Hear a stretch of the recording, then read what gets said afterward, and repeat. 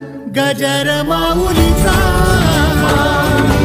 गजर माऊलीचा चिंतने एकांतवासी गंगा स्नाने देवाच्या पूजने प्रदक्षिणा तुळशीच्या युक्त आहार विहार नेम इंद्रियाचे सार नसावे वासर निद्रा बहु भाषण परमार्थ महाधन जोडी देवाचे चरण व्हावया जतन हे उपाय लाभाचे युक्त आहार विहार नेम इंद्रियाचे सार नसावे वासर निद्रा बहु भाषण देह समर्पिजे देवा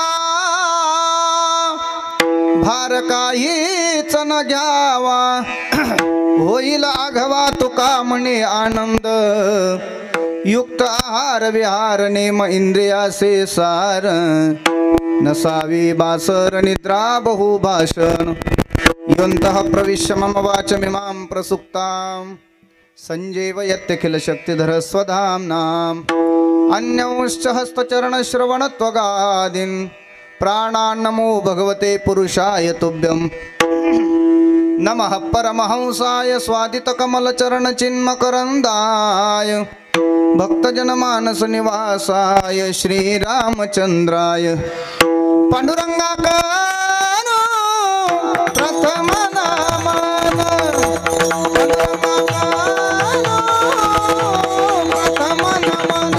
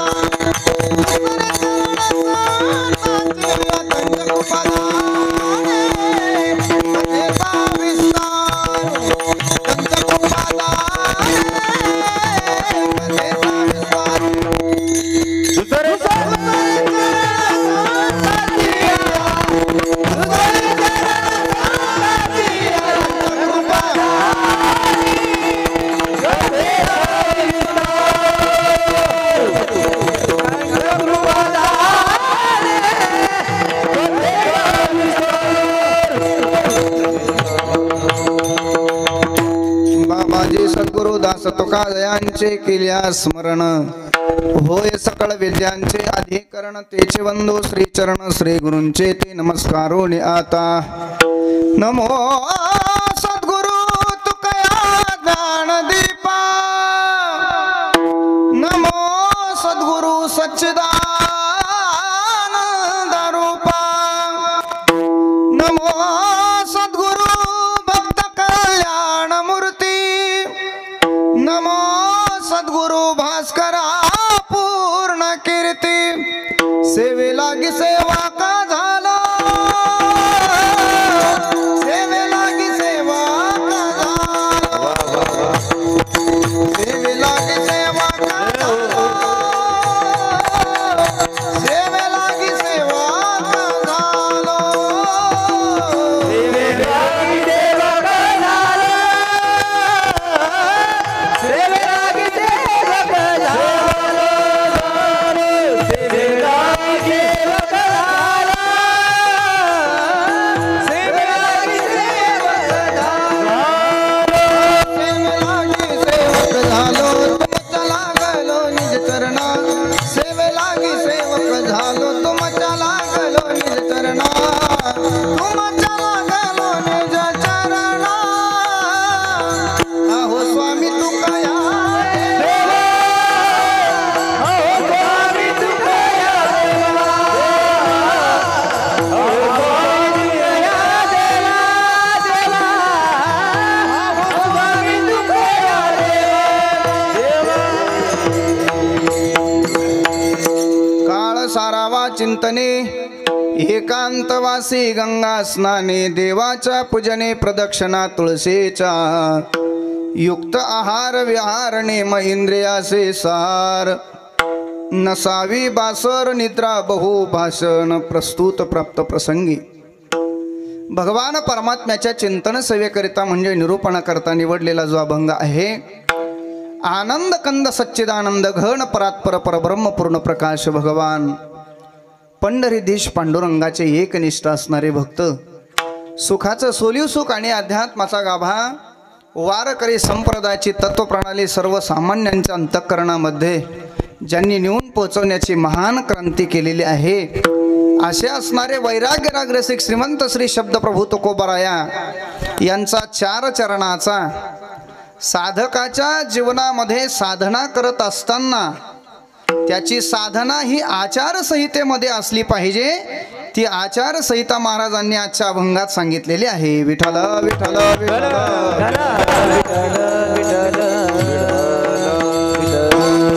सामान्य जीवाकरता उपदेश केलेले अनेक अभंग आपल्याला गाथेमध्ये पाहता येतील, पण आजचा जो अभंग आहे भगवान परमात्म्याच्या दृष्टीने जगद्गुरु तुकोबारांनी आजचा हा अभंग सर्वसामान्य जनसमुदायाकरता लिहिलेला नाही. मग साधक दशेला प्राप्त झालेल्या साधकाकरता त्याची साधना ही आचारसंहितेमध्ये असली पाहिजे, नियमधर्मामध्ये असली पाहिजे. म्हणून आजचा हा अभंग साधकाच्या करता आहे. विठ्ठल विठ्ठल विठ्ठल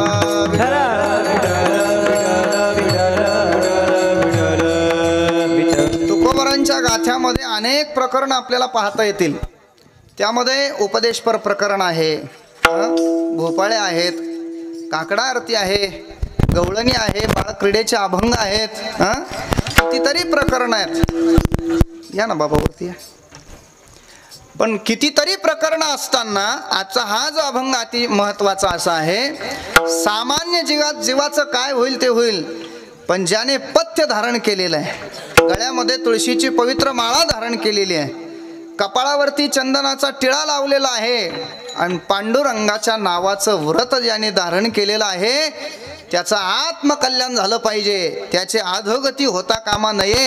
आणि म्हणून त्याच्या आत्मकल्याणाच्या दृष्टीने महाराजांनी हा अभंग साधका करता गाथ्यामध्ये लिहून ठेवलेला आहे. विठ्ठल विठ्ठल विठ्ठल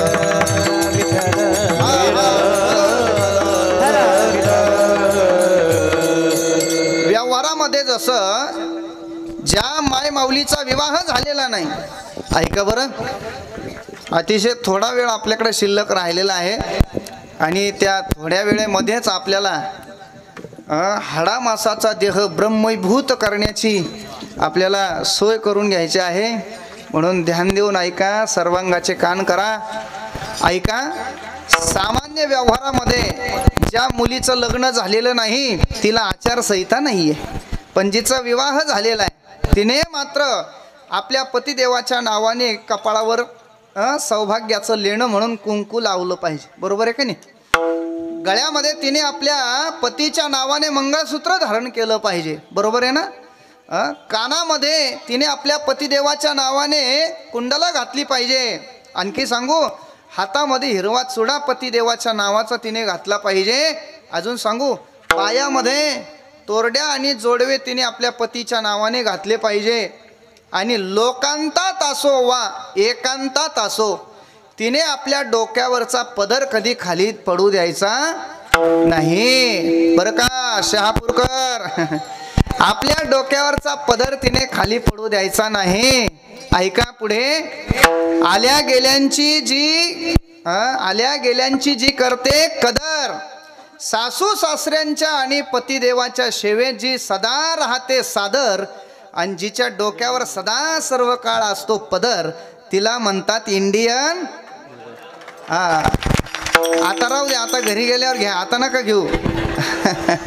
अवघड आहे महाराज. ही आचारसंहिता आहे. बरोबर आहे की नाही? जिचा विवाह झाला, पण जिचा विवाहच झालेला नाही तिनं पदर घेतलाच पाहिजे असं काही नाही आहे. तिने कपाळावर कुंकू लावलंच पाहिजे असं काही नाही आहे. तिने साडी घातलीच पाहिजे, हिरवा चुडा आपल्या हातामध्ये घातलाच पाहिजे असा काही नियम तिला नाही. हे जसं व्यवहारामध्ये आहे तसं आध्यात्मिक क्षेत्रामध्ये सुद्धा ज्याने माळ घातली नाही ज्याने पांडुरंगाच्या नामाचं व्रत धारण केलेलं नाही, ज्याने सद्गुरू केलेले नाही, त्याचं वाटोळं होऊ द्या झालं तर. पण ज्याने माळ धारण केलेली आहे आणि सद्गुरूचं वचन ज्याने आपल्या कंठामध्ये धारण केलेलं आहे, त्याचा मात्र उद्धारच झाला पाहिजे. ही जबाबदारी संतांची आहे. आणि म्हणून त्याचा उद्धार होण्याकरता तुकोबारांनी हा अभंग रचलेला आहे. विठ्ठल विठ्ठल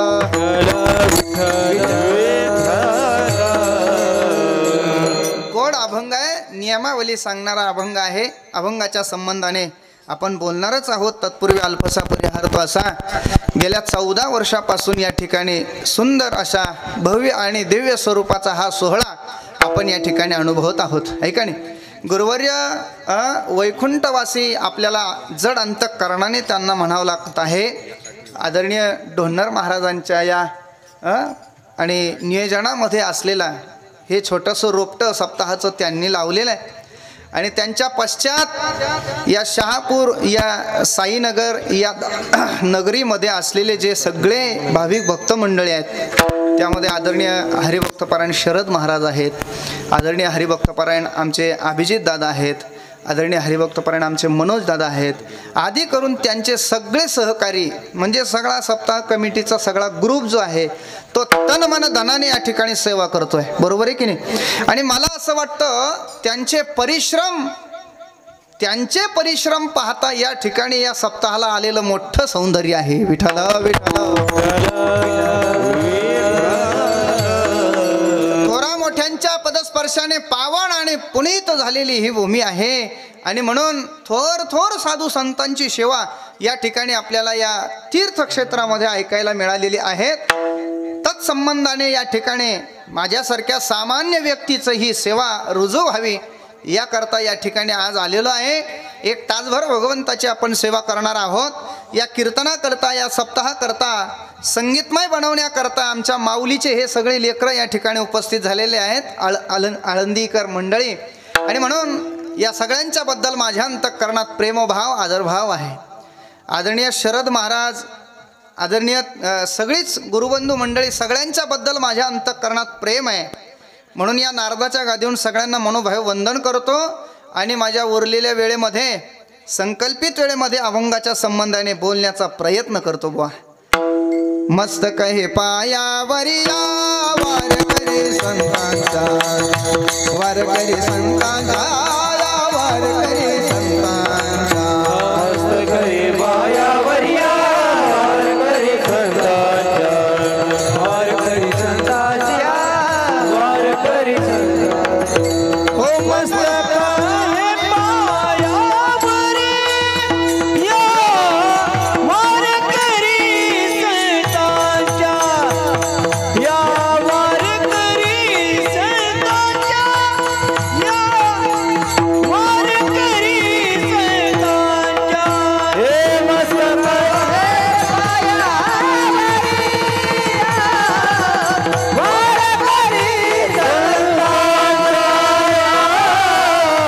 वारकरी संतांच्या, वारकरी संतांच्या, वारकरी संतांच्या.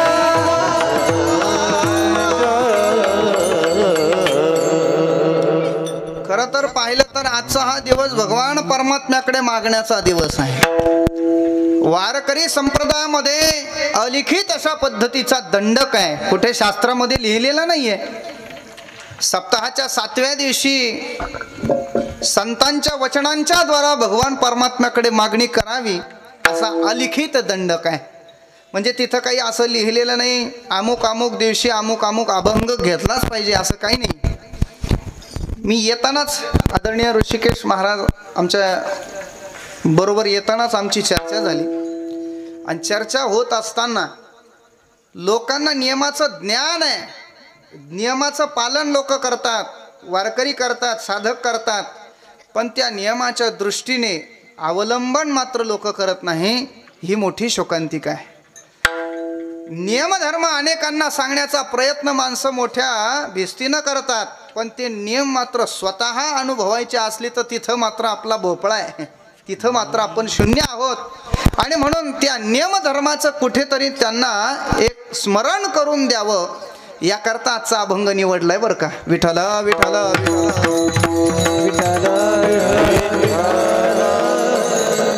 आपण ज्या परंपरेमध्ये कार्य करत आहोत, साधना करत आहोत, ती परंपरा काय सामान्य परंपरा नाही, फार मोठी परंपरा आहे.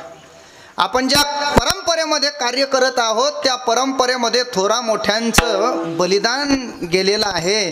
आणि म्हणून अशा महान परंपरेमध्ये आहोत. आपण स्वतःला फार मोठं भाग्यवान मानलं पाहिजे महाराज. काय आहे आपली परंपरा? बऱ्याच माळकऱ्यांना बऱ्याच वारकऱ्यांना आपली दीक्षा गुरु परंपरा सांगता येत नाही महाराज. आपल्या आजे कोण आहेत, पंजे कोण आहेत, खापर पंजे कोण आहेत, हे सगळं आपल्याला माहिती आहे. पण आमच्या परंपरेचा जो आध्वर्य कोण आहे याचं ज्ञान आपल्याला माहिती नाही. इथं असलेल्या कुणाला आपली धर्म परंपरा माहिती असेल तर बोट वरती करा महाराज, त्यांच्या पाया पडतो मी महाराज. नाही आपल्याला आपल्या धर्म परंपरा सांगता येत महाराज.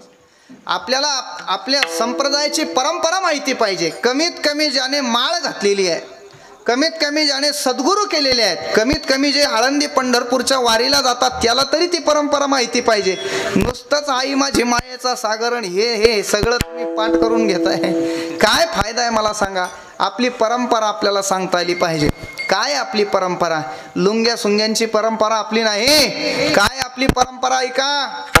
प्रत्यक्ष तुकोबारायांनी आपली परंपरा सांगितलेली आहे. तुकोबाराय म्हणतात आमची परंपरा फार मोठी परंपरा आहे, आमची परंपरा फार अधिकार संपन्न परंपरा आहे आणि प्रत्यक्ष भगवान विष्णू पासून चालत आलेली ही परंपरा आहे. मुख्य महाविष्णू चैतन्याचे मूळ, मुख्य महाविष्णू चैतन्याचे मूळ, मुख्य महाविष्णू चैतन्याचे मुख्य महाविष्णू चैतन्याचे मूळ, मुख्य महाविष्णू चैतन्याचे मूळ, मुख्य महाविष्णू चैतन्याचे मूळ, मुख्य महाविष्णू चैतन्याचे मूळ, मुख्य महाविष्णू चैतन्याचे मूळ. संप्रदाय सकळ येतोनिया, संप्रदाय सकळ येतोनिया, संप्रदाय सकळ येतोनिया, हंसरूपी ब्रह्मोपदेशी श्री हरे, हंसरूपी ब्रह्मोपदेशी श्री हरे. संप्रदाय सकळ येतोनिया, संप्रदाय सकळ येतोनिया, संप्रदाय सकळ येतोनिया, उपदेशी श्री हरे, हंसरूपी ब्रह्मोपदेशी हरे. श्री हरे, श्री हरे.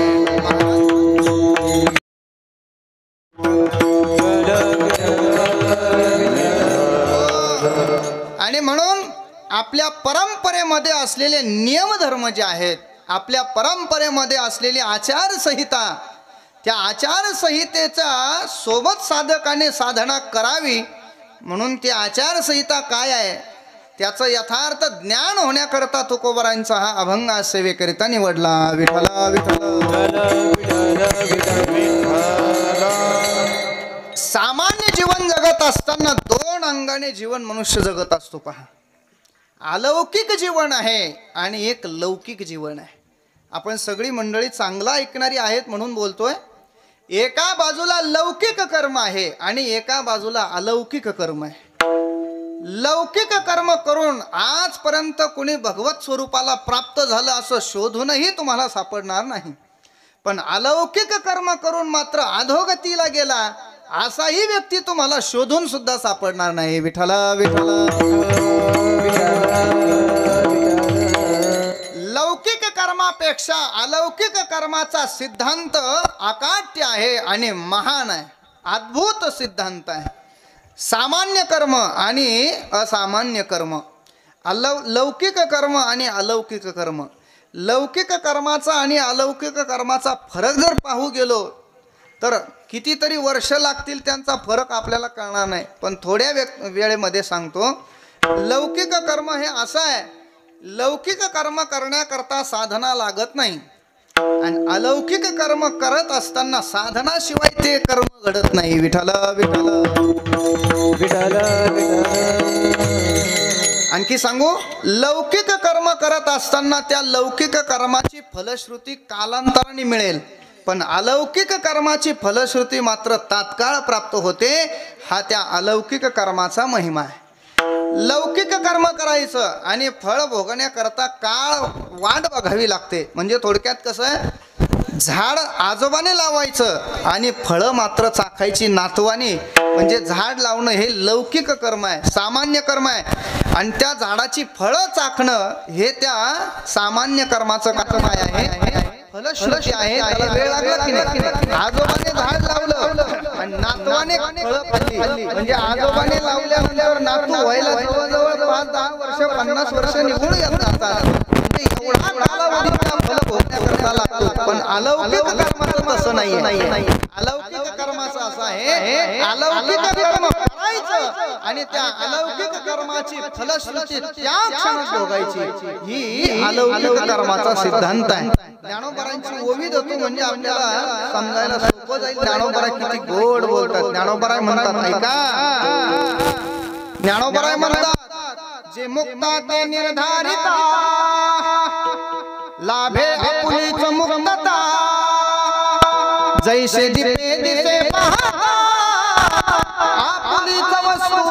ज्ञानोबराय गोड वर्णन करतात. ज्ञानोबराय म्हणतात, जे मुक्ता ते निर्धारित आहे, कर्म आहे, आणि लाभे आपुलीच मुक्तता आहे, त्या कर्माची फलश्रुती आहे. दृष्टांत दिलाय ज्ञानोबराय, जैसे दिपे दिसे पाहता आपुलीच वस्तू. ज्ञानोबराय म्हणतात, संध्याकाळचे 9 वाजलेले आहेत. महिला ध्यान देऊ नये का, संध्याकाळचे 9 वाजलेले आहेत आणि मग 9 वाजलेले असताना घरातली सगळी मंडळी अशी एकत्र जेवण्या करण्यापूर्वी बसायची. बरोबर आहे की नाही. आता काही तसं राहिलेलं नाहीये. पूर्वीचा काळ ज्ञानोबरांनी दृष्टांत दिला, म्हणजे पूर्वीचा काळ दृष्टांत दिलेला. ज्ञानोबराय म्हणतात, घरातली सगळी मंडळी अशी एकत्रित जेवायला बसली, म्हणजे त्या काळी एकत्रित कुटुंब पद्धती होती. बरोबर आहे. एकाच घरामध्ये 20-25 सदस्य आनंदाने राहत होते की नाही. काही तक्रार कोणाला नव्हती. त्यावेळी भौतिक व्यवस्था जरी कमी असली पण तरी सुद्धा अंतःकरणाचं समाधान मात्र भरभरून होतं. आता मात्र काळ बदललेला आहे. आता काळ बदललेला आहे. आता भौतिक व्यवस्था चांगली झालेली आहे पण अंतःकरणातलं समाधान मात्र कमी झालेलं आहे. का नाही. पूर्वी असं आमचे आजोबा सांगायचे 10 बाय 10च्या खोलीमध्ये 15 लोक आनंदाने राहत होते. किती लोक राहत होते? 15 लोक. म्हणजे अर्ध्या गुंठ्याचा बंगला, अर्ध्या गुंठ्याचं मातीचं घर, त्याच्यामध्ये 40 लोक आनंदाने राहत होते. आता विकास झालाय आपला. काय झालंय का, आता 40 गुंठ्याचा बंगला आणि घरात 2च माणसं आहे. ऐका नाही, ही एका ठिकाणी जेवत नाही. एक बेडरूम मध्ये जेवतो तर एक किचन मध्ये जेवतो. विठ्ठल विठ्ठल.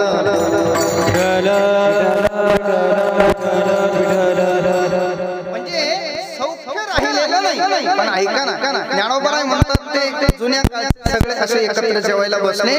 जेवण असं सुंदर रुचकर बनवलेलं होतं. आता आज एकादशी आहे म्हणून जेवणाचं जास्त वर्णन करत नाही. एकादशी तरी सुद्धा आमच्या मनोभावाकडे अतिशय सालंकृत फराळ आम्ही आज केलंय. छान फराळ केलं. एकादशी आठवलीच नाही तशी. छान. आणि मग जेवण्याकरता रुचकर जेवण झालं होतं. सगळे आनंदाने मंत्रमुग्ध झालेले होते जेवणामध्ये. आणि अचानक 9:05 मिनिटांनी काय झाली, लाईट त्या खोलीमध्ये गेली. आता लाईटीचा काही भरोसा नसतो. शिंदे महाराज, लाईटीचा काही नसतो. म्हणून मी वेळोवेळी सांगत असतो बघा, सावध करण्याकरता 2 गोष्टीचा माणसाने कधी भरोसा पाळायचा नसतो. कोणाचा? एक लाईटचा भरोसा करायचा नाही, दुसरं बायकोचा भरोसा करायचा नाही. कधी सांगता येणार. आणि म्हणून ध्यानात ठेवा, बायको निघून गेल्यानंतर कमीत कमी तांदळाची खिचडी तरी शिजवता आली पाहिजे एवढी तयारी ठेवा पुरुषांनी. अवघड आहे. आणि मग ऐका, जेवण असं रंगात आलं. 9:05 5 मिनिटांनी लाईट गेली, घरामध्ये सगळा अंधार झाला. नीट ऐका बरं का, घरात अंधार झाल्यानंतर मग जेवायचं सगळ्यांचं थांबलं. आता मी महिलांना प्रश्न विचारतो, ऐका. जेवण थांबल्यानंतर घरातली करती महिला उठली, तिने खात्यामध्ये दिवा ठेवलेला, तो दिवा हातामध्ये घेतला, त्याच्यामध्ये तेल घातलं, तो दिवा अंगठ्याने त्यातली वात अशी वर केली आणि काडीच्या पेटीने तिने तो दिवा काय केला, बोला ना, तिने काय केला, तो पेटवला. बरोबर आहे की नाही? काडीच्या पेटीने तिने तो दिवा काय केला, पेटवला. पेटवल्यानंतर आता मी प्रश्न विचारतो बरं का, मी एवढ्यावरून चांदीचं नाणं खिशात घेऊन आलो. जो योग्य उत्तर देईल त्याला चांदीचं नाणं, पण कीर्तन झाल्यावर भेटायचं. बरं आता ऐका, मला सांगा, 9 वाजून 5 मिनिटांनी पेटवलेल्या दिव्याचा प्रकाश त्या खोलीमध्ये, 9 वाजून 5 मिनिटांनी पेटवलेल्या दिव्याचा प्रकाश त्या रूम मध्ये 9:30 वाजता पडला असेल का 10 वाजता? बोला ना मोठ्याने जरा.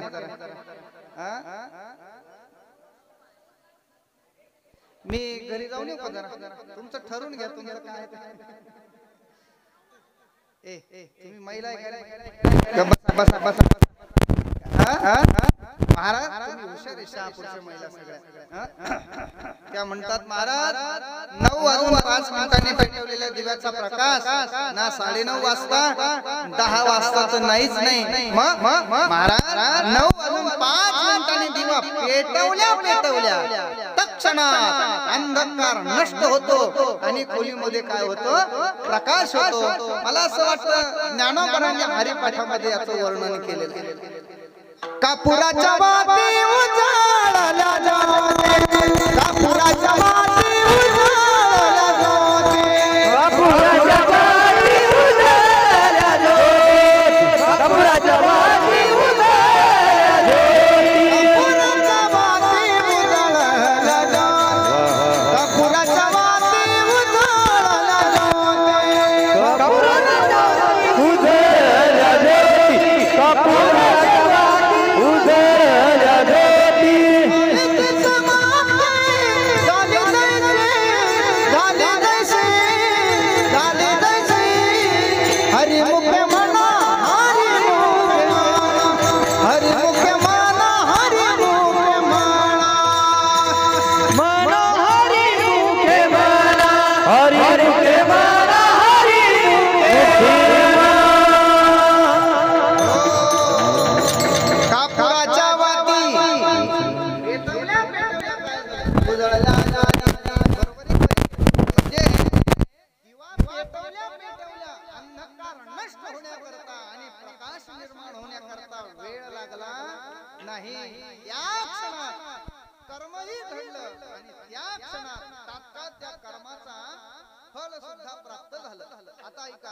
हे जर कळालं नाही तर पुढे पुरुषांना विचारतो बघा.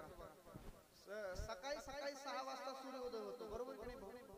सकाळी 6 वाजता सूर्योदय होतो. एक थोडासा मिनिटात मागे पुढे होऊ शकेल, पण 6 वाजता सूर्योदय झाल्यानंतर तुम्हाला विचारू का, सकाळी 6 वाजता सूर्योदय झाल्यानंतर पूर्व दिशेचा अंधकार जातो का पश्चिम दिशेचा? किती हुशार आहे बघा. पश्चिम दिशेचा अंधकार नष्ट होतो आणि पूर्व दिशेचा तसाच राहतो, नाही का?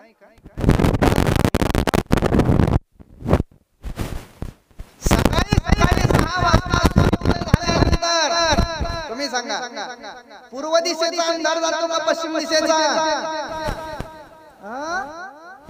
पूर्व दिशेचा जातो. मला वाटलं ह्याच तशा आहे काय, तुम्ही तशी जे वाटते काय कमाल आहे महाराज. अहो ना पूर्व दिशेचा ना पश्चिम दिशेचा, याचं उत्तर मिळवण्याकरता काकड्यामध्ये जावं लागेल आपल्याला. ऐका, उजळल्या 10 दिशा गगनाची शोभा, उजळल्या 10 दिशा गगनाची शोभा,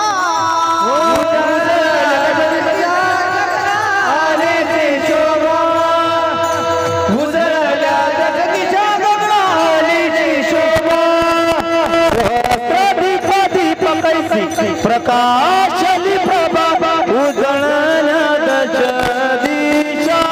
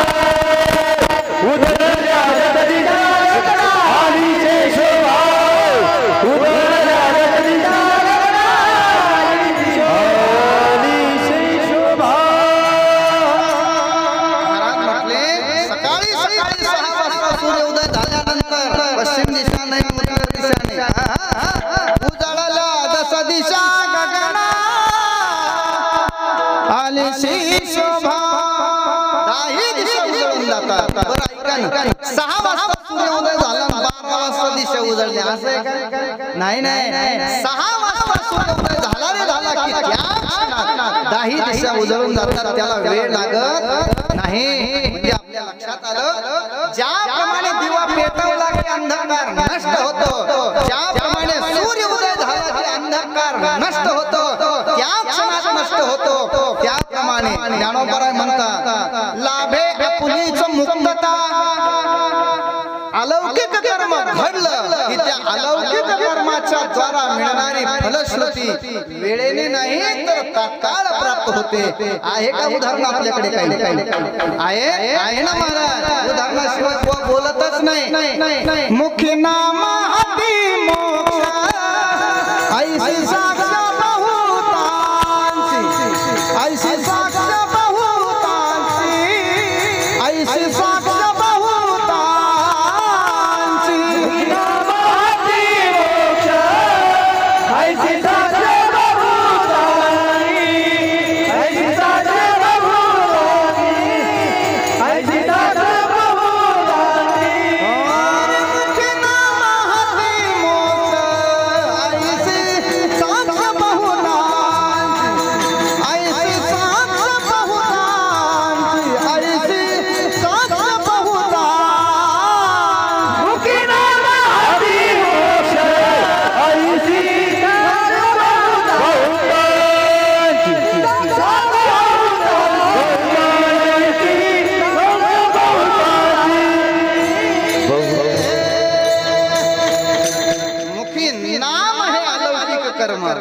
आणि हाती मोक्ष हे त्या कर्माचं काय आहे?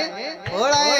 म्हणजे थोडक्यात मुखी नाम आणि तात्काळ हाती मोक्ष म्हणजे याला काही वेळ लागला नाही. म्हणजे आपल्या लक्षात आलं अलौकिक कर्म केल्यानंतर अलौकिक कर्माची फलश्रुती त्या क्षणाला प्राप्त होते असं नाही. त्याच्याही पुढचं त्या अलौकिक कर्माचा अधिकार तुम्हाला सांगतो ऐका.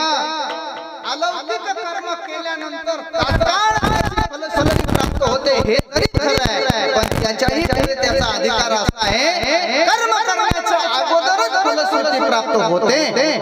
अशाने अलौकिक कर्म करण्याच्या अगोदरच त्या अलौकिक कर्म फळाची फलश्रुती अगोदर प्राप्त होते. कसं काय? हे काय खिशातलं सांगतोय असं नाही.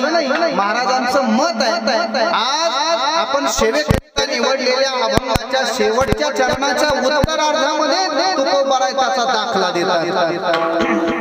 होईल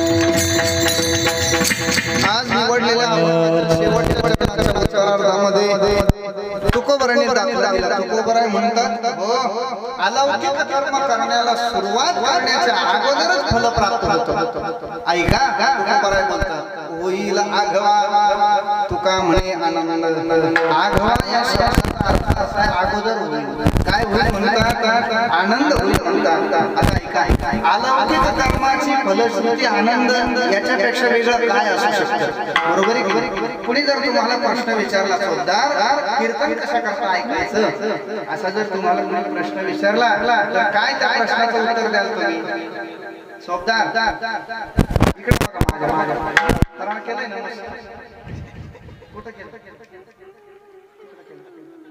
म्हणजे म्हणून कडे काय काय खाल्लं बघर अजून रबडी नव्हती ना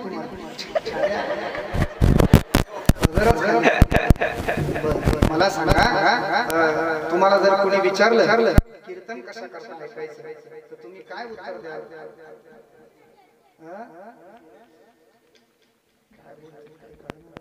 बगर कमी खाऊ घातली काय अहो कीर्तन कशा करता ऐकायचं घरी झोपा येत नाही म्हणून इथे येऊन ताण झोप लागून कीर्तन ऐकायचं कीर्तनाच्या द्वारा अंतःकरणाला समाधान ऐका कीर्तनाच्या द्वारा अंतःकरणाला आनंद निर्माण होतो या धर्म मंडपामध्ये आल्यानंतर सहज प्रपंचाचा विसर पडतो का नाही बोला 2 तास का होईना प्रपंचाचा विसर पडतो की नाही या महाराष्ट्राच्या भूमीमध्ये वारकरी संप्रदायाने हा जो धर्म मंडप उभारलेला आहे खरं सांगा ही जागा जर सोडली तर अशी एखादी जागा तुम्हाला मिळते का तिथं प्रपंचाचा विसर पडतो नाही महाराज वारकरी संप्रदायाने असं फुलं आणि या ठिकाणी दुकान बांधलेलं आहे की तिथं आल्यानंतर स्वभावाचा प्रतीती येते होय अंग हरी रूप होय अंग हरी रूप होय अंग हरी रूप होय अंग हरी रूप कीर्तन तांग कीर्तन तांग होय अंग हरी रूप होय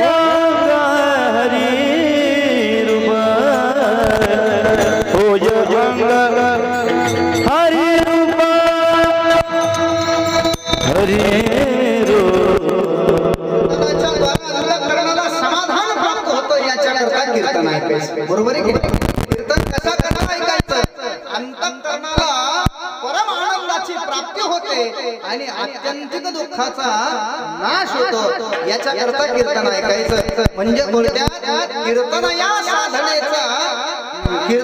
साधनेचं फळ काय आहे तर आपल्या लक्षात येईल कीर्तन या साधनेचं फळ आनंद आहे बरोबर आहे परमार्थ अलौकिक कर्माचं फळ आनंद आहे आणि तो बरोबर म्हणतात तो कधी प्राप्त होईल तर आघवा म्हणजे अगोदर प्राप्त होईल आधी आनंद प्राप्त करायचा आणि मग आनंदाने देह समर्पणे देवा बरोबर आहे की नाही देह समर्पण करायचा आनंदाने करायचा दुःखाने देह समर्पण केल्या जात नाही मग आनंदाने देह समर्पिजे देवा ऐका संसारामध्ये व्यवहारामध्ये एक गोष्ट सुखाने करायची आणि परमार्थामध्ये 2 गोष्टी सुखाने करायच्या परमार्थामध्ये 2 गोष्टी आणि प्रपंचामध्ये एक गोष्ट प्रपंचात एक गोष्ट सुखाने करायची काय महाराज म्हणतात संसार सुखाने करायचा सुखी करावा संसार बरोबर बाबा वाट्यामध्ये सांगायचे हे बाबा संसार सुखाने केला की संसार सुखाचा होत असतो विठ्ठल विठ्ठल विठ्ठल आमच्या संसाराला दुःखाची फळं येतात म्हणून आमचे कीर्तनकार मंडळी म्हणताना खालचे लोक रडतात संसार दुःखामुळे लगेच कुसुकुसु करायला काय कारण आहे कारण त्यांना त्यांच्या संसाराची फळं आठवतात ना दुःखाची पण ऐका तोच संसार तो प्रपंच जर तुम्ही सुखाने केला समाधानाने केला तर तुमचा संसार सुखाचा होईल आणि म्हणून मला असं वाटतं ज्ञानोबरांचा संसार ज्ञानोबरांनी सुखाने केला म्हणून ज्ञानोबरांचा संसार सुखाचा झाला समाधानाचे शब्द ज्ञानोबरांचे काय शब्द ज्ञानोबरांचे समाधानाचे ज्ञानोबरा बोलतात आज संसार सुफल झाला गे माये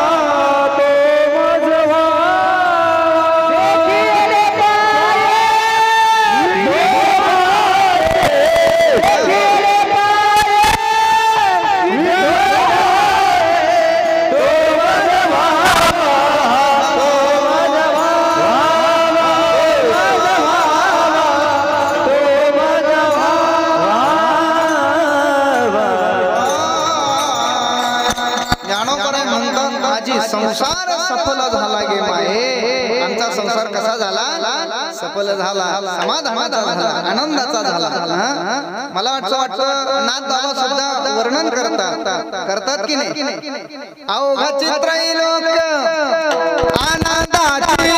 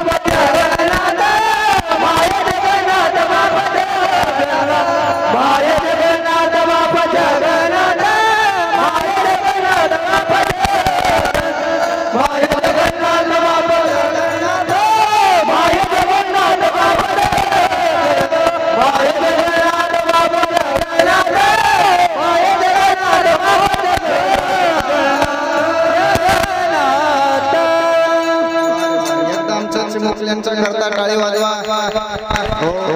फार आनंद आहे.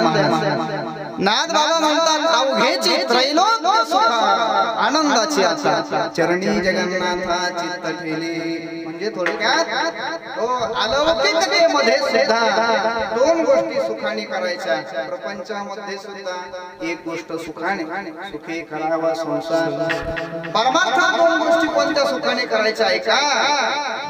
ब्रह्मानंद सेवन करत असताना, सत्संग सेवन करत असताना, कीर्तन श्रवण करत असताना किंवा कीर्तन करत असताना सुद्धा, हरिकथा करत असताना सुद्धा सुखाने हरिकथा करावी. सुखे सेवो ब्रह्मनादा गाऊ राम नाम सदा.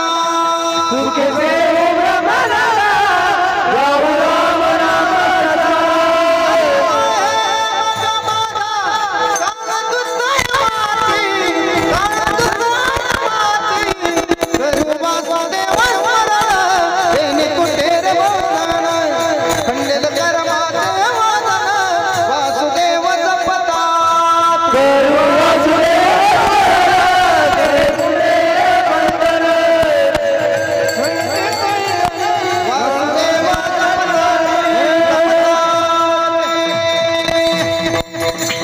सुखे सेव ब्रह्मानंदा गाऊ राम नाम सदा. मग हे बाधा दाळ दूत यमाची, पण पहिल्या पदाला अंडरलाईन करा.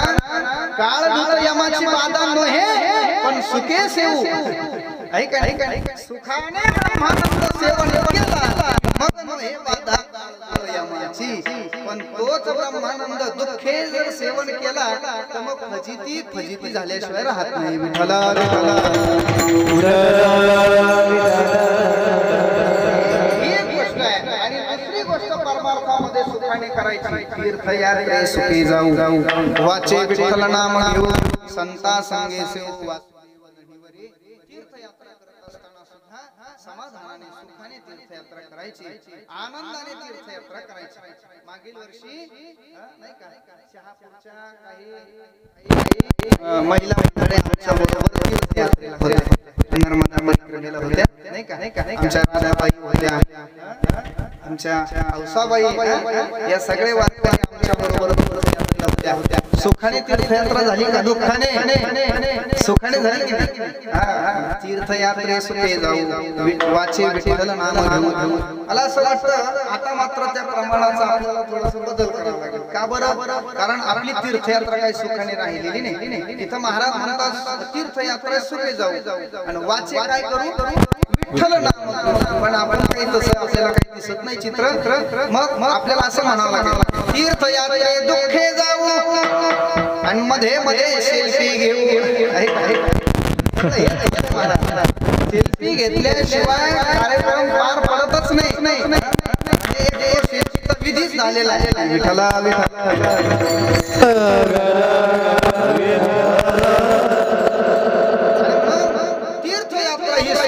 झाली पाहिजे. ऐका बरं, सुख आनंद समाधान हे एकाच अर्थाचे शब्द आहेत.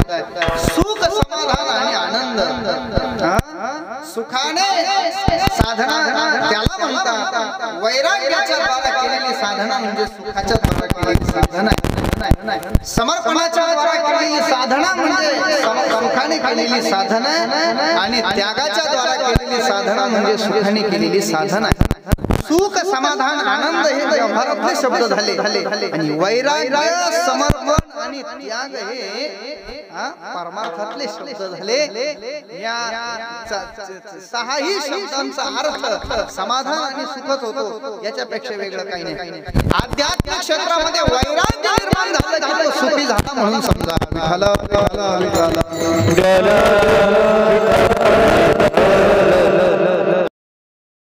साधना म्हणजे ती सुखाने केलेली साधना आहे. वैराग्य म्हणजे काय तर पहा, आम्हाला पावलोपावली व्यवहारामध्ये वैराग्य निर्माण होतं. ते वैराग्य नाही बरं का. विचारसागराने सांगितलेल्या वैराग्याची इथं आपल्याला गरज आहे. विचारसागर निश्चलदासजी वैराग्याची व्याख्या आम्हाला स्पष्ट सांगतायत. काय आहे वैराग्याची व्याख्या? इहलोकापासून तर परलोकापर्यंत अनुकूल भोगाच्या त्यागाच्या इच्छेस वैराग्य. भोग अनुकूल असले पाहिजे आणि त्या अनुकूल भोगाचा अंतःकरणातून त्याग घडला पाहिजे. त्याला वैराग्य असं म्हणतात. आणि मग मला असं वाटतं दोन प्रकारचे वैराग्य आपल्याला पाहता येतील. एक जिज्ञासा वैराग्य आहे आणि दुसरं जिहासा वैराग्य आहे. जिहासा वैराग्य आपल्याला पावलोपावली निर्माण होतं आणि जिज्ञासा वैराग्य साधनातून निर्माण होत आहे. का व्यवहारामध्ये निर्माण होणारं वैराग्य हे जिहासा वैराग्य आहे आणि साधनेच्या द्वारा निर्माण होणारं वैराग्य परमार्थामध्ये निर्माण होणारं वैराग्य याला जिज्ञासा वैराग्य म्हणा. विठ्ठला विठ्ठला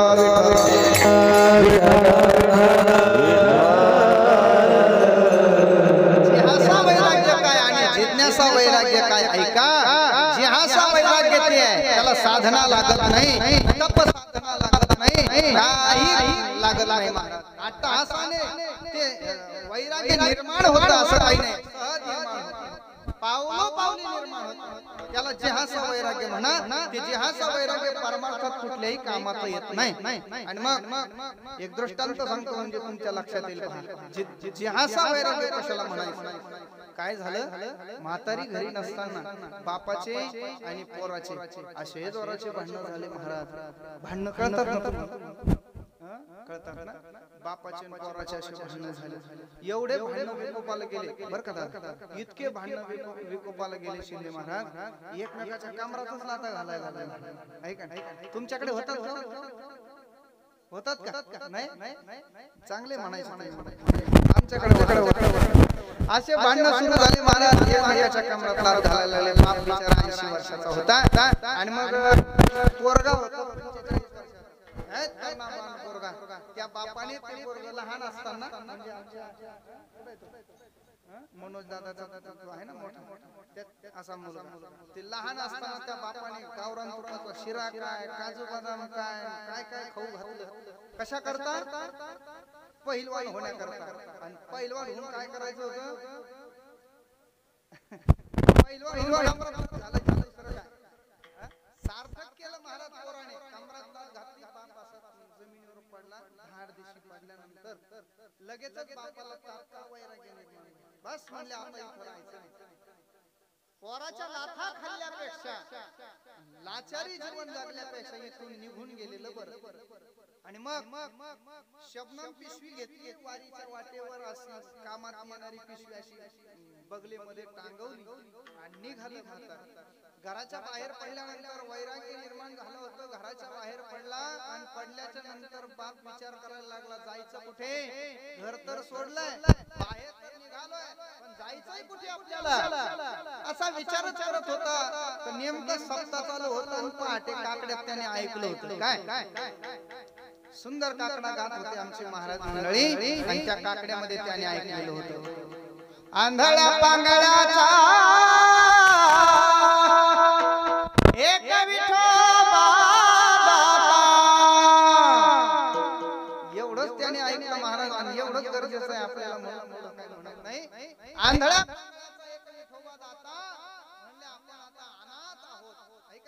आता आपल्याला मात्र पंढरपूर शिवाय दुसरा थारा नाही. आणि मग निघालं बस स्टँडच्या दिशेनं पंढरपूरला जायचं म्हणून म्हातारा असं पुढे चालायला लागलं. 2-5 मिनिटांमध्ये म्हातारी घरात आली. घरात आल्यानंतर म्हातारीला म्हातारा दिसेना म्हणून पोराला विचारलं, काय रे पप्पा कुठे? त्यावेळेला पोराने सांगितलं, आई तू घरी नसताना आमच्या दोघांच्या भानगडी झाल्या आणि म्हाताराला वैराग्य निर्माण झालं. गेलं म्हटलं पिशवी उचलून निघाली. त्यावेळेला म्हाताऱ्याची लाज नाही वाटत तुला? म्हटलं बापाला मारलं लाथेनं कुठं बापाला मारायचं असतं काय? आलाय का? हे संस्कार मी तुला दिलेत का? बापाला मारण्याचे संस्कार मी तुला दिलेत का? अरे बापाला कुठं मारायचं असतं का? अनेक शब्द उच्चारण करत असताना म्हातारी एक वाक्य बोलली, अरे बापाला एवढं मारायचं असतं का? एवढं मारायचं असतं का? घर सोडून जाईल एवढं? म्हणजे थोडक्यात थोडं फार मारलं तर चालतंय काय? असं नाही, बापाला मारायचं नसतं महाराज. आईनं रक्त दिलेलं आहे तर बापाने आपल्याला आस्ती दान केलेलं आहे. ध्यानात ठेवा, आपल्या शरीरामध्ये असलेले जे हाड आहेत ना, हाड ते बापाने दिलेले हाड आहेत. म्हणून आपण चालतो फिरतो जिवंत राहतो. म्हणून बापाचे सुद्धा आपल्यावर फार मोठे उपकार आहेत. ध्यानात ठेवा, बापाला कधी मारायचं नाही. आणि मग म्हातारी म्हणली, अरे तुला माहिती आहे का? म्हणले तुझे वडील कारखान्यात कामाला होते, कंपनीत कामाला होते. पेन्शन बापाला सुरू आहे. आता म्हातारा गेलं म्हणजे काही एकटं गेलं काय? अरे 3500 रुपयाचं पेन्शनही गेलं म्हणले तुझ्या बापाबरोबर. आता त्याच्यावर किराणा चालत होता. आता काही दगड पाहिजे का म्हणे. आणि मग रागा वैतागाने म्हातारने कंबर पोचलं आणि म्हातारी म्हणली, म्हाताराला जाऊ देता कामा नये असं. आणि निघाली म्हातारी. आता म्हातारा काही वैराग्यवान होतो. मला न्यायला चालायचं मागं पाहायचं.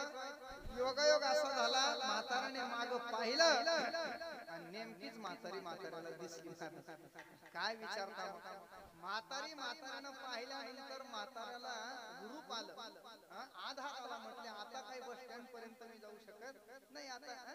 आणि मग म्हातारीनं पाहिलं म्हाताऱ्याकडे, ताड ताड ताड ताड गेली, मनगट पकडलं. थांबा, कुठे निघाला? म्हणजे नाही राहायचं मला त्या घरामध्ये. पोरांनी लाटा घालायचं त्या घरात राहायचं, त्यातला मी नाही. अजिबात राहायचं नाही मला त्या घरात.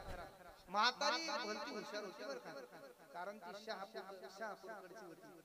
आणि मग ती म्हणली, माझ्या प्रश्नाचं उत्तर द्या आणि तुम्हाला जिथं जायचं तिकडे जा.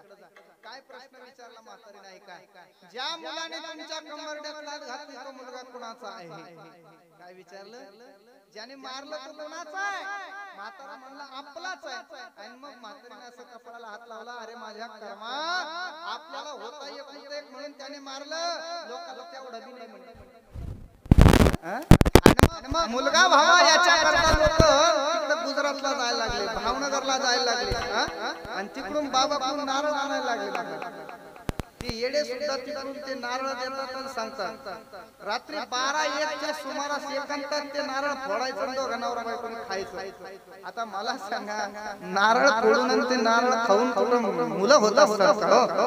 मला असं वाटतं त्या येड्याला तो कोबराचा गाठा दाखवला पाहिजे.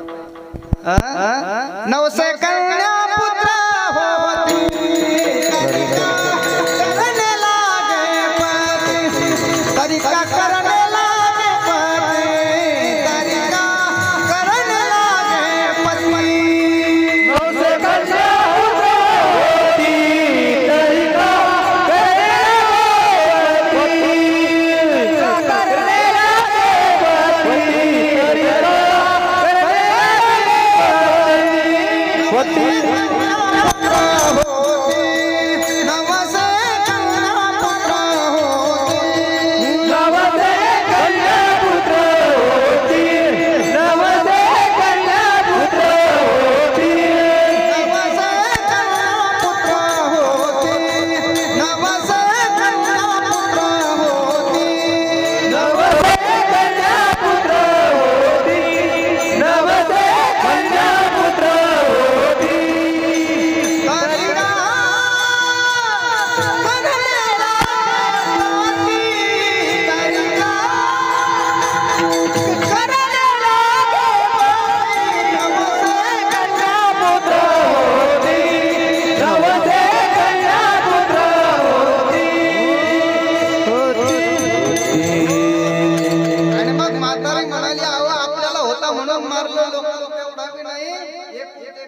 म्हणजे मारला असेल एखाद्या वेळेला आपण एवढं रागवायचं का घर सोडून जायचं म्हातारा मग काय करायचं म्हणजे काय रमा घरी चला घरी म्हणला चल घरी आले घरी काय पाहता निघाला पंढरपूर वैराग्य निर्माण झालं होतं कुठे गेलं वैराग्य आला घरी आले म्हणला घर कोराचं थोडा मी घेतो थोडा काय हे वैराग्य उपयोगाचं वैराग्य निर्माण झालं माझ्या तुकोबारायला नाही का विवेका सहित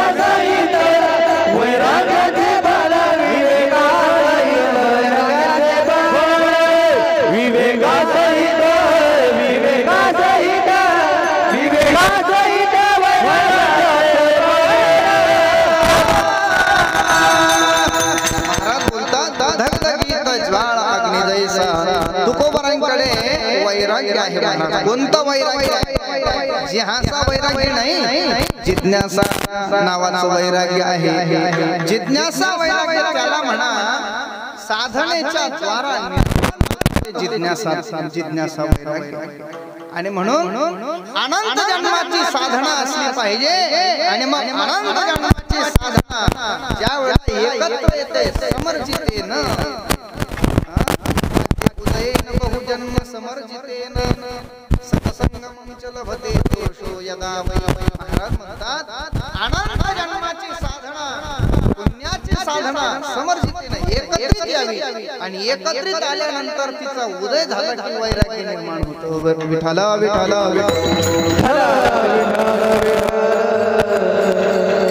वैराग्याचे भाग्य संत संगमाची लाड महाराज म्हणतात वैराग्य भाग्याने निर्माण होतो महाराज साधनेच्या भाग्याने निर्माण होणार वैराग्य त्याला जिज्ञासा वैराग्य म्हणतात आणि मग देहू मध्ये राहत असलेले तुकोबा भंडाऱ्याच्या डोंगरावर भजन करण्याकरता जायचे पण भजन करायला जात असताना तुकोबारांचं भजन कोणत्या गोष्टीत होतंय ध्यान देऊ नये का गुरुवर्य महाराज श्री पाठामध्ये 3 प्रकारचे भजन करणारे सांगायचे बाबा 3 प्रकारचे भजन करणारे एक पोटोबा करता भजन करणार आहे पोटोबा करता पोटासाठी संत झाले कलित झाले कलित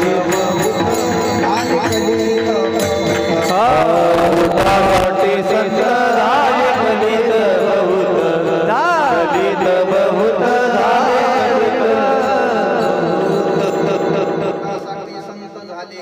बहुत पोटोबा करता भजन करणारे एक पोटोबा करता भजन करतो तर एक नोटोबा करता भजन करतो ध्यान देऊ नाही का एक पोटोबा करता तर एक नोटोबा करताय पण तुकोबारांचं भजन या दोघांच्या पेक्षा वेगळं आहे कसं वेगळं ऐका तुकोबारांचं भजन ना पोटोबा करताय तुकोबारांचं भजन ना नोटोबा करताय माझ्या तुकोबारांचं भजन तर पंढरपूरच्या विठोबा करताय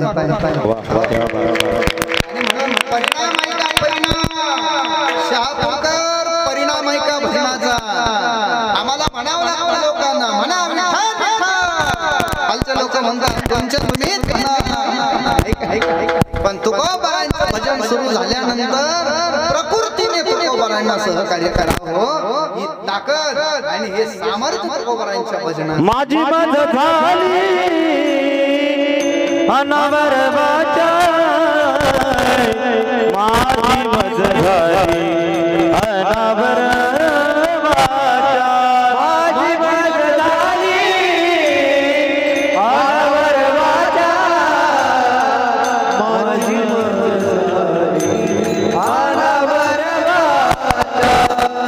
छंद या नामाचा घेतला से छंद या नामाचा घेतला से घेतला से घेतला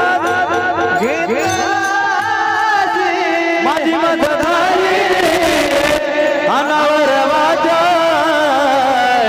माझी मत झाली अनावर वाचा माझी मत झाली अनावर वाचा माझी मत झाली अनावर वाचा तुकोबारांचं भजन हे विठोबा करत असल्यामुळे तुकोबारांच्या भजनामध्ये प्रकृतीनं कार्य करावं. तुकोबारांच्या भजनामध्ये येणे सुखे रुचावे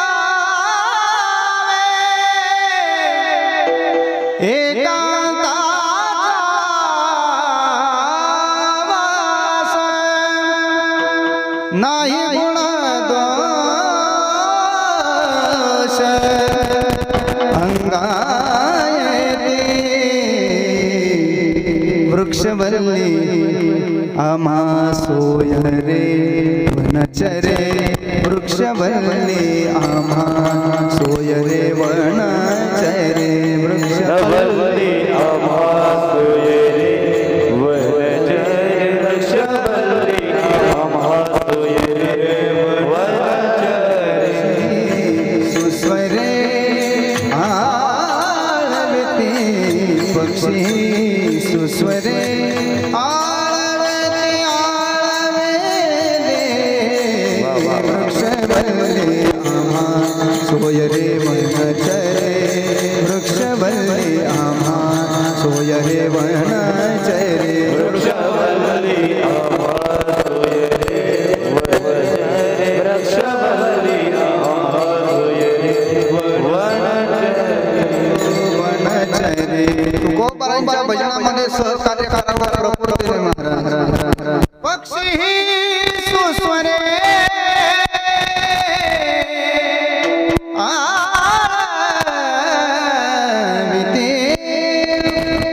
पशुपश्वादिकांनी तुकोबारांच्या भजनामध्ये सहकार्य करावं. ऐका दादा वैराग्य सांगतो आहे तुम्हाला भजनामध्ये तल्लीन झालेले तुकोबारा मग देहूतल्या काही कर्मठ लोकांनी एका वेश्येला तुकोबारांचं भजन भंग करण्याकरता पाठवलं. ऐका पूर्ण शृंगार करून तुकोबारांचं भजन भंग करण्याकरता गेलेली आणि मग नाना प्रकाराने प्रयास केले तुकोबारांचं भजन भंग झालं नाही. का बरं? कारण तुकोबारांची साधना ही अंतर्मुख साधना बाह्य रंगाने केलेली साधना अनेक अडथळे येतील पण अंतरंगाने केलेली साधना मात्र तिला अडथळे नाही. विको कमी झाला काय आणि बेस वाढला काय ही अडचण येत नाही. पण ऐका अंतरंगाने केलेली साधना म्हणून नाना प्रयत्न केले तुकोबाराय नाही झाले महाराज. शेवटी उशीर झाल्यामुळे स्पर्श केला डोळे उघडले.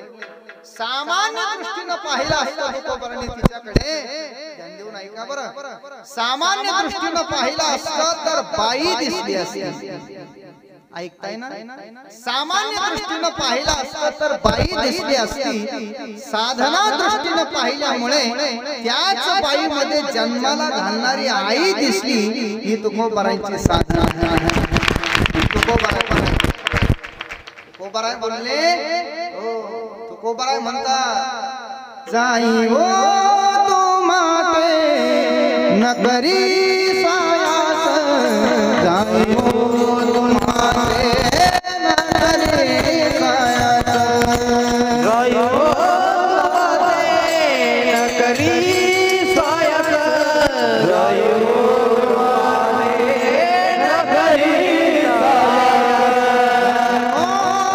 माते न करी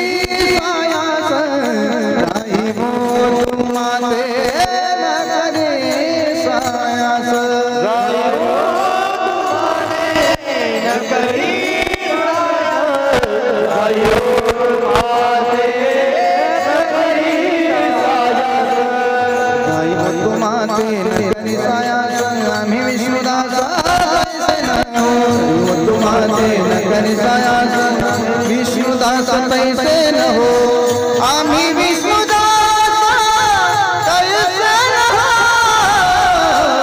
गायो तुम्हारे न करी सायास गायो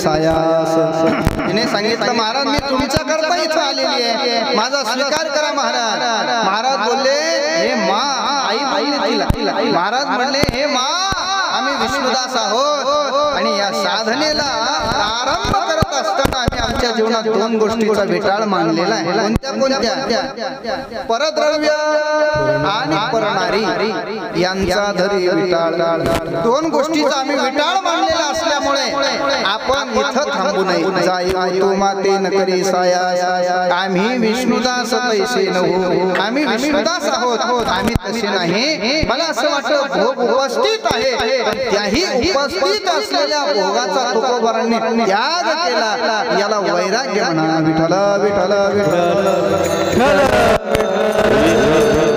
थोडक्यात वैराग्याच्या द्वारा केलेली साधना म्हणजे आनंदाने केलेली साधना आहे आणि मग आनंदाने केलं की मग हार काहीच न घ्यावा तुकोबारा म्हणतात हो आनंदाने देह समर्पिजे देव भार काहीच न घ्यावा होईल आघवा तुका म्हणे आनंद मला असं वाटलं अलौकिक साधनाची फलश्रुतीचा महिमा कळाला पण महिमा कळत असताना ती अलौकिक साधना कुठेही करून चालत नाही त्याला अधिष्ठान लागतं बरोबर आहे की अधिष्ठान असेल तर तुमची साधना नक्की फलाला जाईल पण अधिष्ठान नसेल तर आयुष्य संपून जातं पण मात्र फल प्राप्त होत नाही म्हणून अधिष्ठान महत्वाचं ऐका अलौकिकतेमध्ये आणि अधिष्ठान महत्वाचं आणि लौकिकतेमध्ये सुद्धा अधिष्ठान महत्वाचं व्यवहारात अधिष्ठान लागत नाही का व्यवहारात सुद्धा अधिष्ठान लागतं महाराज लग्न मंडप माहितीये का तुम्हाला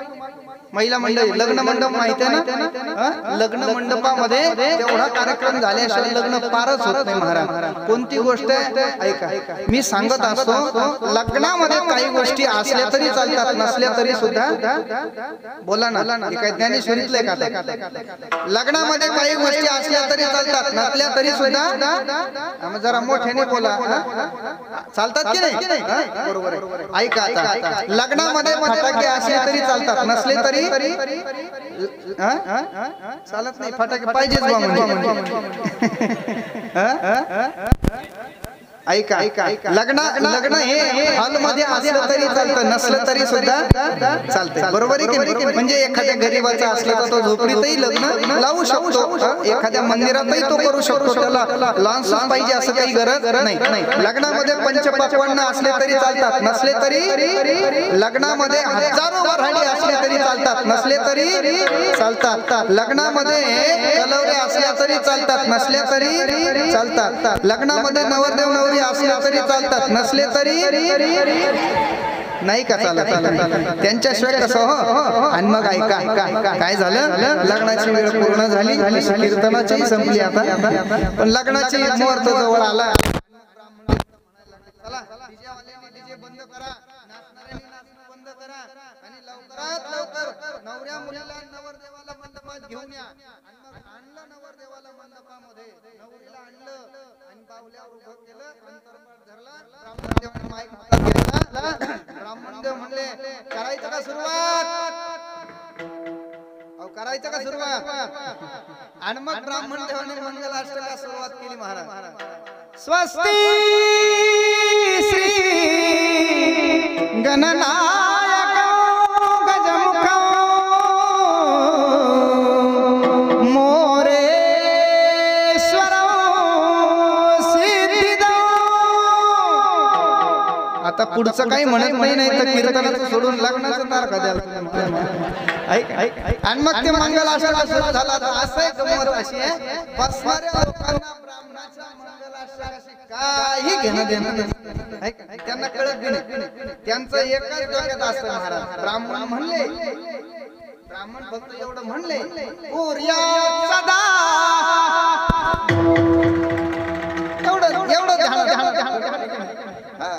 हातातल्या अक्षरा फक्त फेकायच्या. सूर्यात सदा मंगलम म्हटलं की अक्षरा फेकायच्या. आणि मग ब्राह्मण म्हणले सूर्यात सदा मंगलम, आणि मग सगळ्यांनी अक्षरा फेकल्या.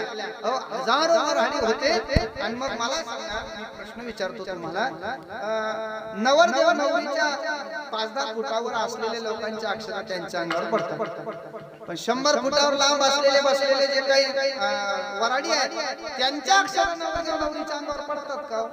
नाही पडत. हा बरोबर आहे. आता जमलं बरं का आपल्या दोघांचं. म्हणजे सगळ्यांच्याच अक्षरा नवरदेव नवरींच्या अंगावर पडत नाही. सगळ्याच वराडी मंडपात जेवढे सगळ्यांच्या अंगावर अक्षरा पडत असतात. आता गंमत अशी झाली, असं शेवटच्या टप्प्यात असा मी उभा होतो. आणि मग सूर्यात सदा मंगलम झालं, तुम्ही सुद्धा अशा अक्षरा फेकल्या. माझ्या पुढे 80 वर्षाच्या आजोबाशी काठी टेकून बसलेले होते खुर्चीवर. आणि नेमक्याच माझ्या हातातल्या अक्षरा बाबाच्या अंगावर पडल्यानंतर बाबाने डोळे मिळले, लगेच पाठीमागे गेले. बहार त्यांचं लग्न अक्षरा पडल्या. वारे वारे वा, माझं लग्न नाही ना महाराज, ऐका नाही. म्हणजे थोडक्यात अक्षरा सगळ्यांच्या अंगावर पडत जरी असल्या तरी सुद्धा विवाह मात्र त्या दोघांचा लागतो जे अधिष्ठानावर उभे आहेत. म्हणजे थोडक्यात व्यवहारामध्ये अधिष्ठान महत्वाचं आहे. जसं व्यवहारात अधिष्ठान महत्वाचं, तसं परमार्थात सुद्धा अधिष्ठान महत्वाचं आहे. काय परमार्थातलं अधिष्ठान आहे का? परमार्थ महाधन,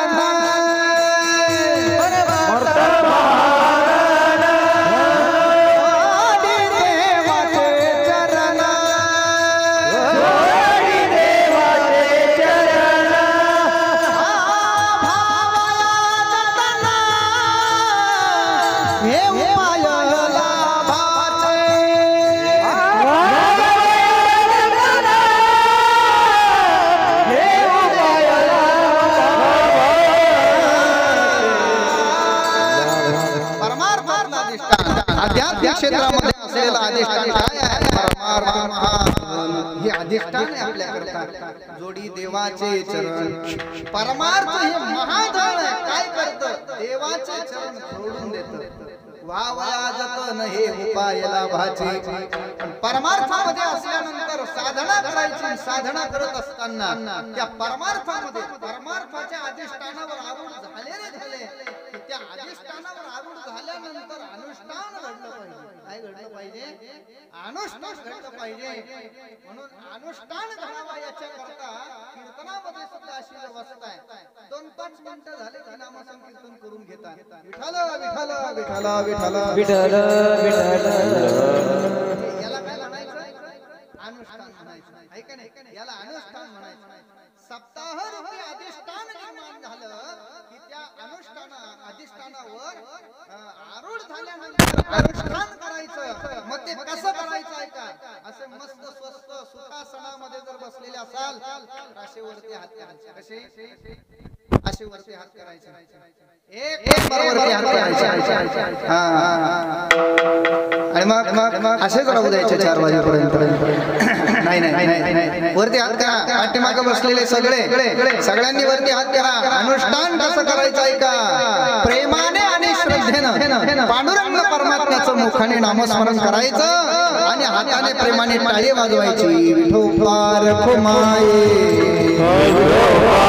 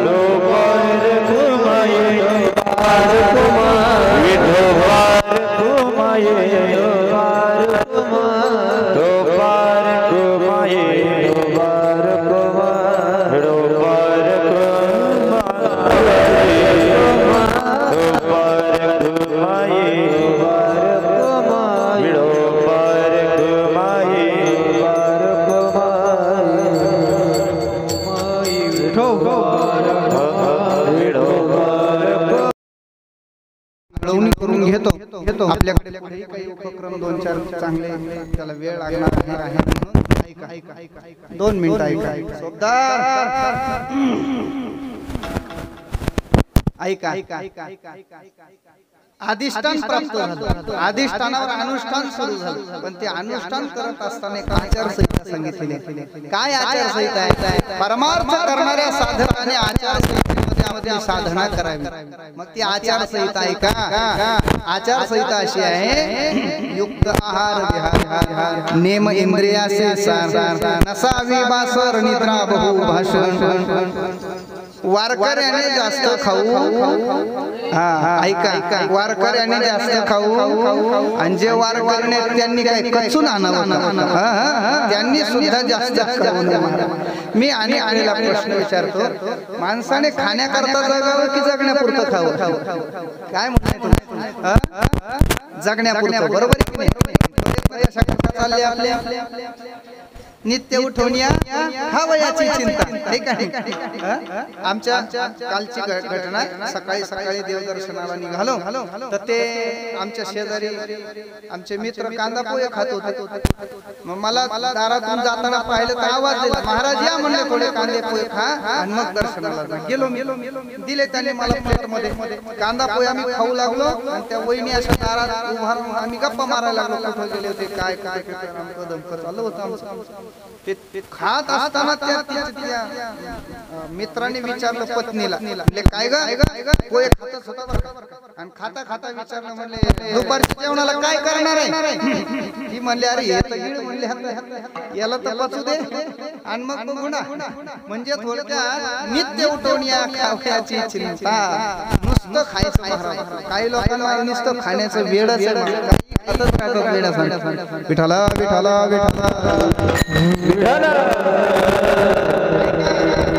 खाण्यामध्ये आनंद तेव्हा येतो जेव्हा तुमच्या पोटात भरपूर भूक राहते तेव्हा बरोबर आहे पोटात भूकच नाही आणि खायला पंचपक्वान्न जरी असले तरी सुद्धा मला वाटतं त्याच्यात आनंद येत नाही काय झालं एकदा भगवान श्रीकृष्ण काही चालत असताना आता ते उद्या ऐकणार आहे तुम्ही पण आता आलं ओघण म्हणून सांगतो गाई चालत असताना सगळ्यांना म्हणायला लागले चला मी तुम्हाला म्हणले प्रसाद देतो काल्याचा तर सगळे गोपाळ म्हणले अरे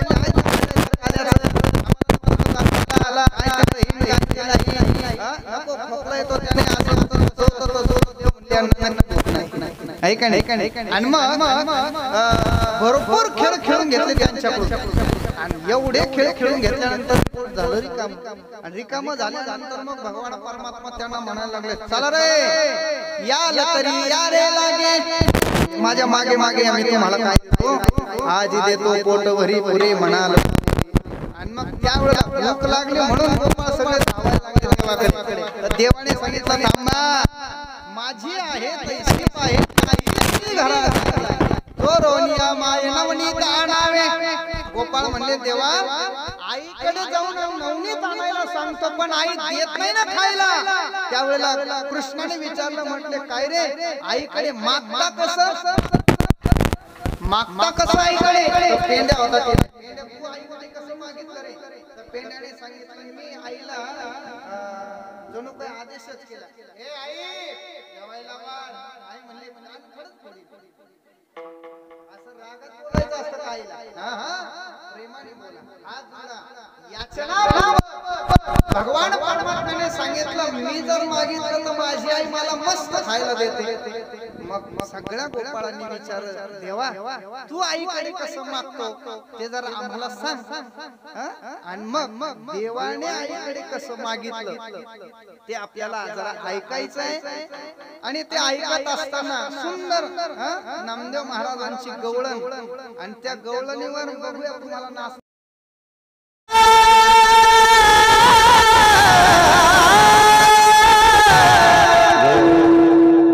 उठा ज्यांना नाचायचं यशोदे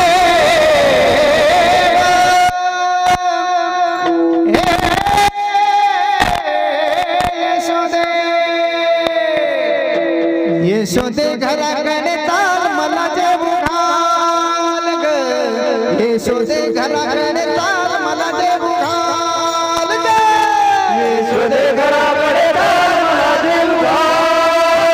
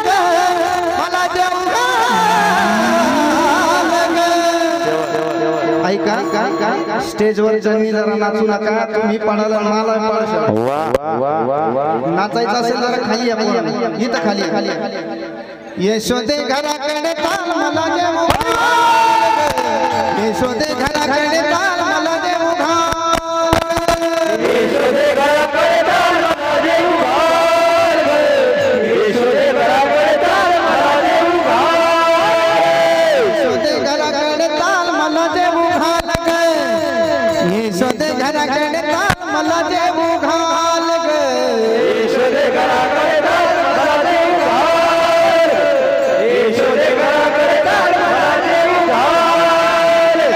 आई ग लहानच घे ग उंडा आई ग लहानच घे ग उंडा लवकर ग भाजून दे ग मांडा लवकर ग भाजून दे ग मांडा गाईचं झुंड मला देऊ घाल ग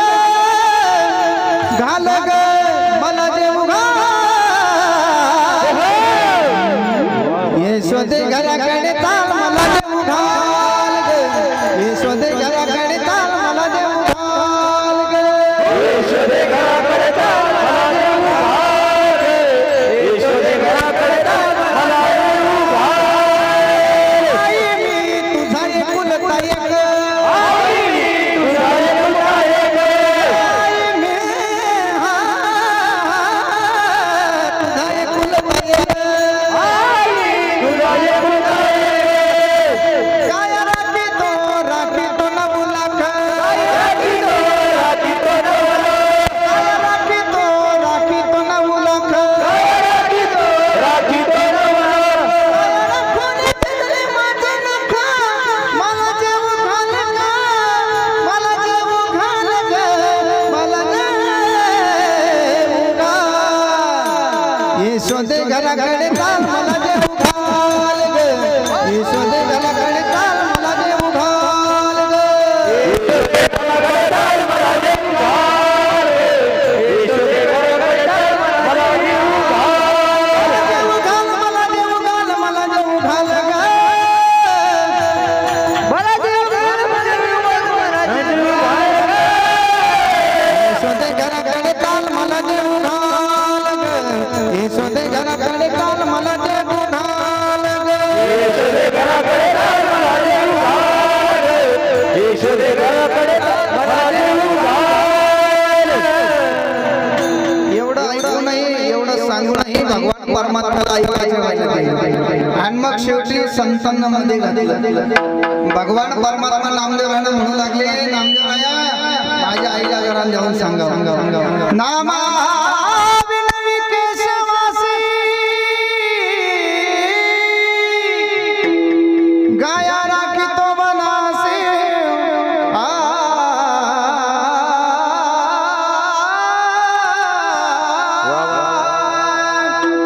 जावळे सांगा हे शोदेसे मला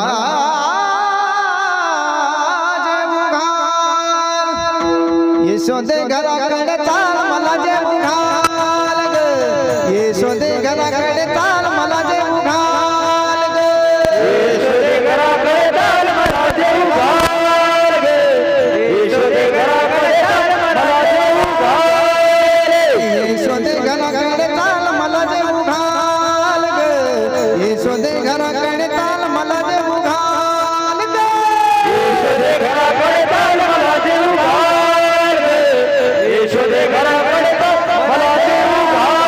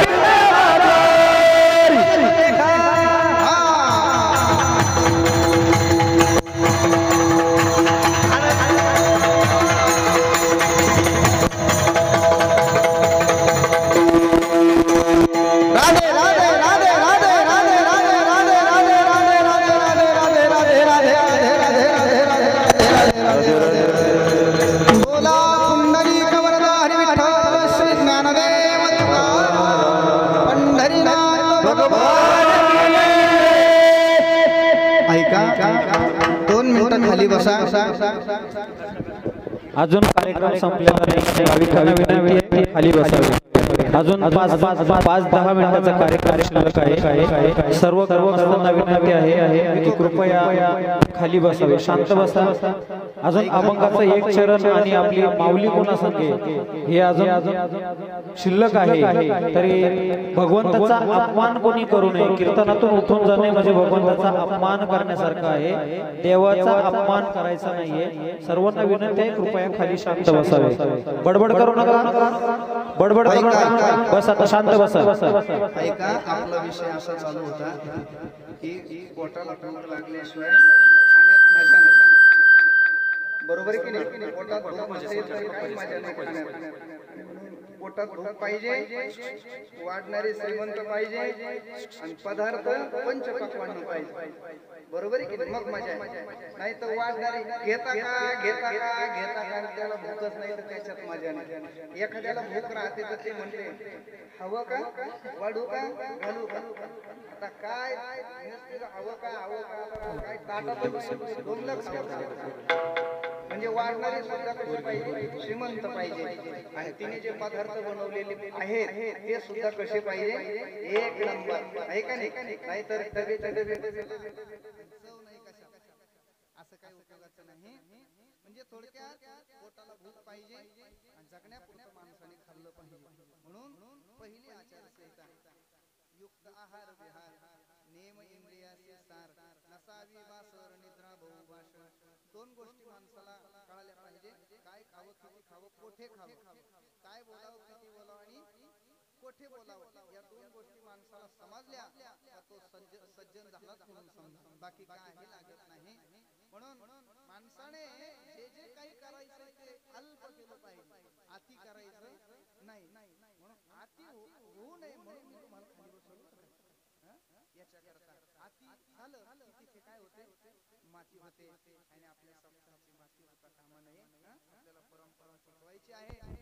आणि म्हणून अति झालं की तिथे माती होते. म्हणून सगळं अल्प करायचं. बरोबर आहे की नाही? म्हणून युक्त आहार विहार नेम इंद्रियाचे सार नसावी वासर निद्रा बहुभाषण. युक्त केलं की आपोआप आयुष्य शिल्लक राहतं. आणि आयुष्य शिल्लक राहिलं ते शिल्लक राहिलेल्या आधीच्या राहिलेल्या आयुष्यामध्ये करायचं काय, तर मिळालेला जो काळ आहे तो चिंतनामध्ये घालवायचा.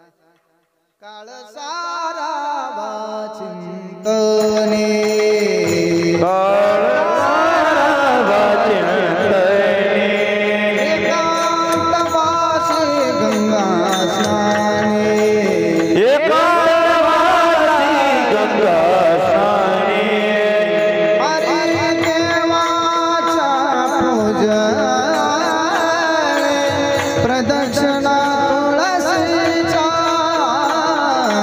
युक्त आहार विहार नेम इंद्रियाचे सार. हो मग मिळालेला राहिलेला काळ जो आहे काळ सारा चिंतन व्हावा. एकांतवासी गंगा स्नाने देवाच्या पूजने प्रदक्षिणा तुळशीच्या चरणी समर्पित करूया. अभंगाचा भाव असा असेल असं काही मी तुम्हाला सांगू शकत नाही. अभंग फार मोठा आहे. एका शब्दावर आपण हजारो जन्म जरी साधना करत राहिलो, चिंतन करत राहिलो तर संपणार नाही. आयुष्य संपून जाईल. पण प्रयत्न मात्र करायचा. वाकुडे केली देव जाणे, करविली देशी केली कटकट, पायाचा प्रसादे काही बोलिलो मिळवले, मद क्षमा करणे संते लोहे अनुभूत युक्ती, तुमच्या कृपेचे पोषणे जन्मोजन्मी तुका माने. प्रत्येकाच्या अंतःकरणामध्ये भगवत भक्तीची लालसा निर्माण व्हावी अशी भगवंताकडे इच्छा निर्माण करतो. 14व्या वर्षामध्ये येणं प्रकाराने प्रयत्न करतात ही मंडळी, आहे का नाही? म्हणजे येणाऱ्या लोकांना उत्साह वाटला पाहिजे याच्या करता वेगवेगळे उपक्रम राबवत आहेत. म्हणून आल्यानंतर मला आनंद वाटला. माऊली कुणा संगे काय कार्यक्रम आहे, छान आहे ना.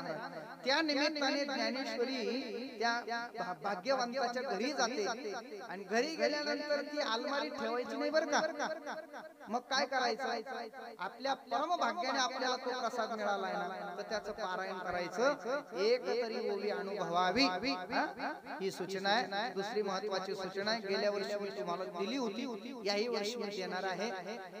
दरवर्षी आम्ही नर्मदा परिक्रमेला शिवरात्रीच्या अगोदर किंवा नंतर जात असतो. पाठीमागच्या वर्षी शिवरात्रीच्या दुसऱ्या दिवशी आम्ही परिक्रमेला गेलो होतो. बसने परिक्रमा आहे, स्लीपर आहे, जेवण आहे, भरपूर भोजन आणि भरपूर भजन, या दोनही गोष्टी तिथे होणार बरं का.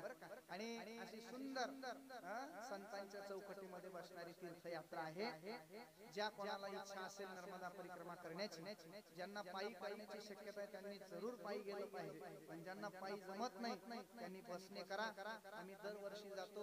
मागच्या वर्षी या शहापूर गावातील बऱ्याचशा महिला आमच्या बरोबर तीर्थयात्रेला होत्या. फीडबॅक त्यांच्याकडून विचारून घ्या, आहे का नाही, कसं काय व्यवस्था आहे, काय जेवायला काय असतं, चहा वगैरे वगैरे सगळं. आणि ज्यांना इच्छा असेल त्यांनी आमच्या गाडीतून पत्रिका घ्या, वाचा, समजून घ्या. आणि यायचं असेल तर आमच्याकडे संपर्क करा.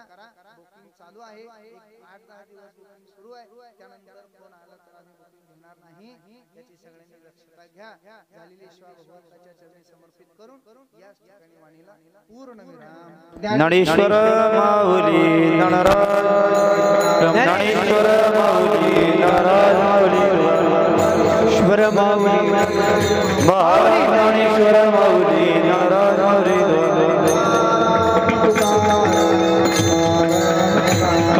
तुकाराम तुकाराम तुकाराम तुकाराम